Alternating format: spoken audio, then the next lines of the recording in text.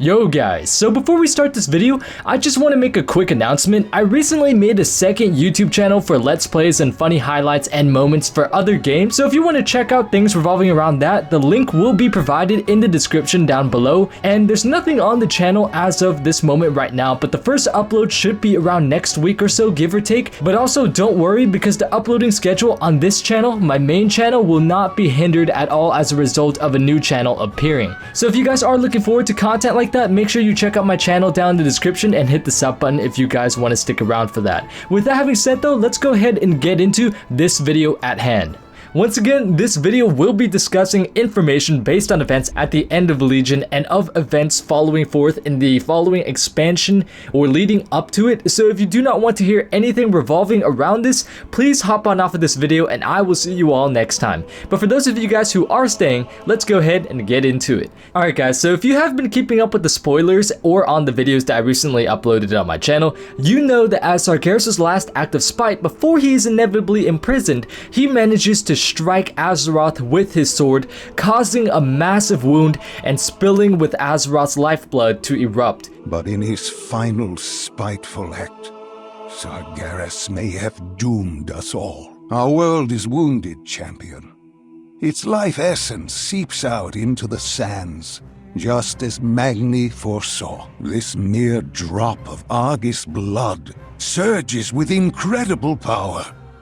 The might of a titan. If the blood of Azeroth also proves to be a source of such strength, those who seek to rule this world will stop at nothing to possess it. The days ahead may be dark indeed. This wound is dealt onto Silithus, where Cthulhu's prison now resides, which has a lot of people believing that Cthulhu will emerge from his containment or his prison will be severely weakened, allowing a lot of his servants to assist in freeing him and otherwise causing a ton of chaos, not only with the old god's prisons, but also simply with the wound on Silithus oozing lifeblood, which will inevitably cause so many factions to throw themselves at it in hopes of acquiring the power of a titan, because we already know what a power of a titan can do. Look at the Well of Eternity and look at the World Soul on Argus.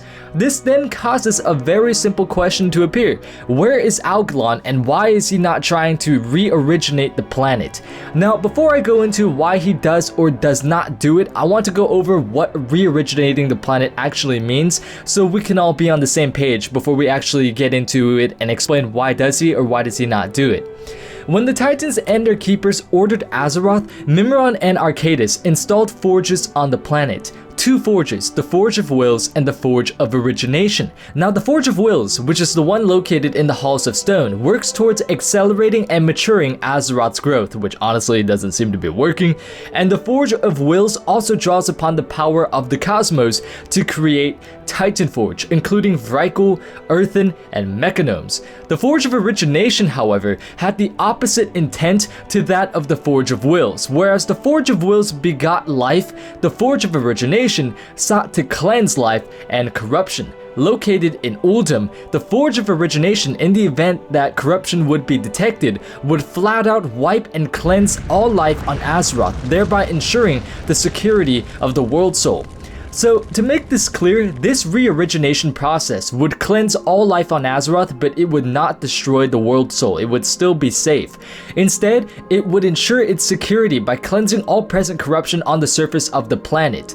However, the Forge of Origination could also be modified to only cleanse a certain area rather than the entire planet, such as when the Zandalari and the Mogu, led by the Thunder King after he overthrew Ra-Den, advanced on the Forge in an attempt to seize the device from the Tol'vir.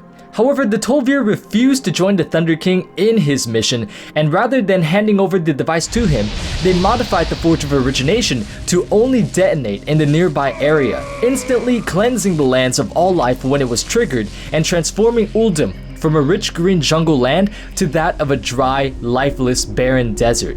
So that is the definition of re-origination on our planet and on Azeroth. It cleanses a land or the entire planet of all life, causing the planet's primordial elements to be the only things that are still left on the surface of the planet. After re-origination took place, the Titan Pantheon would then return to order Azeroth once again using the primordial elements and whatever other tools they have at their disposal. Or so they thought. they would never plan or count on one of their own betraying them, let alone slaughtering them all. So since we know that Sargeras will strike Azeroth, the blood will be oozing out and many will be beating the shit out of each other in order to acquire the energies from the wound, corruption is clearly present. Why does Algalon not re-originate the planet? The simple answer is that we pay $15 a month for him not to.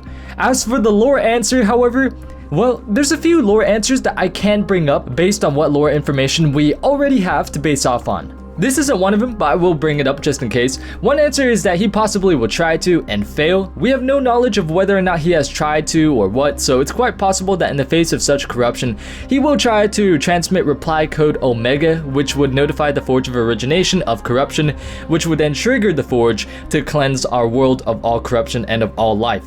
However, it's more likely that he won't try, and here's why. 1. He either does not know of the corruption, or 2. He does know of the corruption but does not wish to act upon it. Let's first go into why he might know of the corruption. It's kinda damn hard to miss a flying sword the size of your planet or even, bigger coming at you, but let's not forget that Algalon, although he is nicknamed the Observer, could have possibly missed this, and here is why. Algalon can be notified to initiate the re-origination sequence based on 2 things: notifying him directly from the Titan machinery in Ulduar, or in the event of the death of the Prime Designate. Now let's go ahead and mention that the former Prime Designate was Loken. In Wrath of the Lich King, Loken was the Prime Designate of the Titan forces on Azeroth, and so when we faced him and killed him, it was going to quote unquote herald the end of Azeroth, and to be fair, it almost did. My death heralds the end of this world.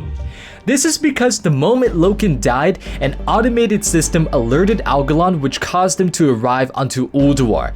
The death of the Prime Designate then caused Algalon to initiate reply code Omega, causing him to trigger the initiation, which would cleanse the planet. However, in the events following Legion, the reinstated Prime Designate, Odin, is not dead. Odin is still alive, and to our knowledge, we have not contacted Algalon to initiate re-origination, nor would we want to considering how OP we are. So it could be possible that Algalon does not know.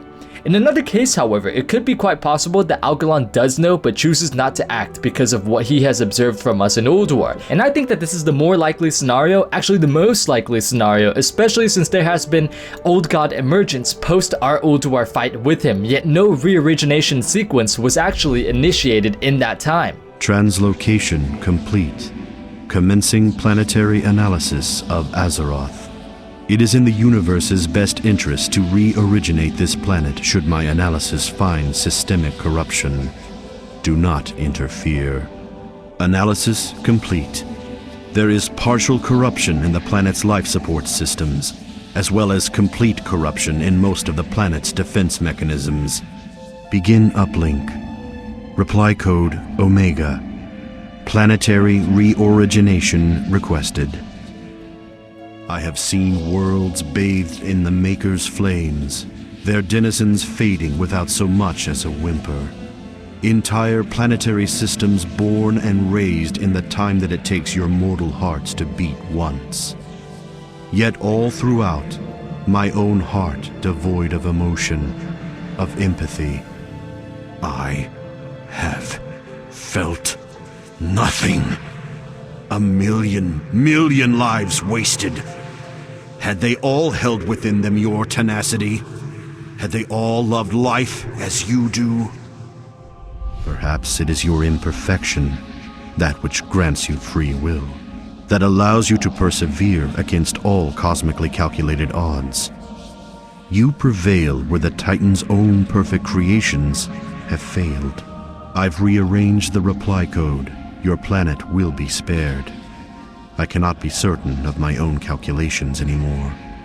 At the beginning of the fight, Algalon is hell-bent on purging our ass from the face of the universe, but after proving ourselves to him, he begins to even question himself. His thought to have been perfect design, he is actually questioning. Perhaps where the perfect titans failed, we mortals have and will not. Maybe there is another way other than re-origination that post-Ulduar Algalon now recognizes is in fact an option, and a better one at that.